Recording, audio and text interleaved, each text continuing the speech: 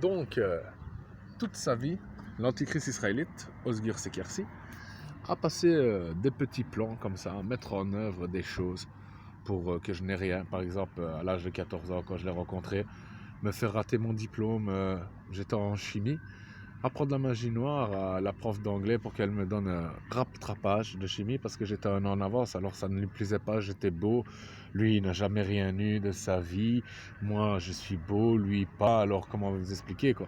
Il a qu'à en vouloir à sa mère qui a fait un fils avec son cousin quoi, tu vois, je veux dire pas à moi. Donc comment vous expliquer. Il a réussi à essayer de me faire rater mon diplôme, me faire rater une année, j'ai changé d'école, j'ai été dans une école tremplin pour HEC. Et quand j'étais là-bas, j'étais le premier de la classe à l'âge de 14 ans dans une école de HEC, quoi. Et donc, il a carrément appris la magie noire à tous les professeurs de l'école et a carrément réussi à me voler mon diplôme de HEC en me collant ses résultats, tout simplement. Moi, il faut secouer la main pour voir combien de pourcentage de résultats j'avais à l'âge de 14 ans dans une école HEC.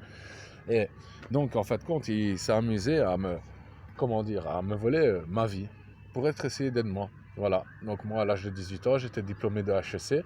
J'aurais pu travailler dans une banque, costard cravate, je vais dire être comptable, expert comptable, voilà ce que je faisais comme étude à l'âge de 18 ans, mais grâce à ses connaissances et grâce à ce qu'il a vendu au Vatican, au Ku Klux Klan, ils m'ont carrément volé mon diplôme et voilà comment moi je me suis engagé à l'armée. Et en fait compte, à partir de ce moment-là, il a carrément même essayé de me faire agresser par les jeunes de ma cité, avec Marc Val qui en essayant de me faire passer pour un facho, carrément lui a essayé de vouloir faire le grand dealer dans cette cité dortoir qui s'appelait la cité Launay à Anse et s'est fait racketter par les gens.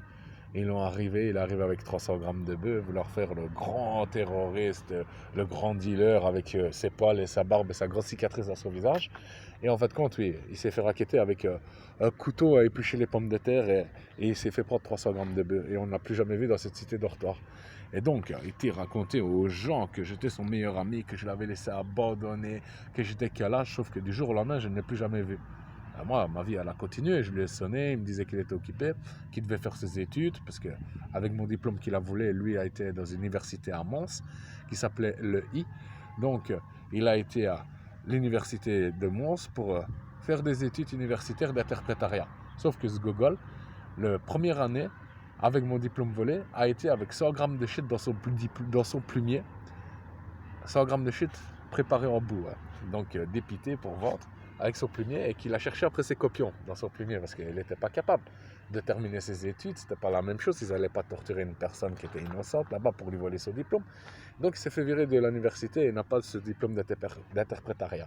Heureusement que dans nos amis, on avait des connaissances et que une personne qu'on connaît qui s'appelle Delray, Pierre Delray, son père était directeur de l'académie de formation, des écoles de formation. Donc ils ont pris le programme informatique, ils ont copié le diplôme de son fils et lui ont donné un faux diplôme de professeur de CMD, on va dire, pour qu'il puisse faire un travail. Pendant que moi, toute ma vie, j'ai été privé de tout, ma magie originale. Des femmes, j'en ai eu parce que voilà, il m'envoyait des femmes de sa famille, de la famille de Liane et Jean. Donc, ils ont fait de ma vie une télé-réalité pourrie, l'Archange Michael, quelle déception.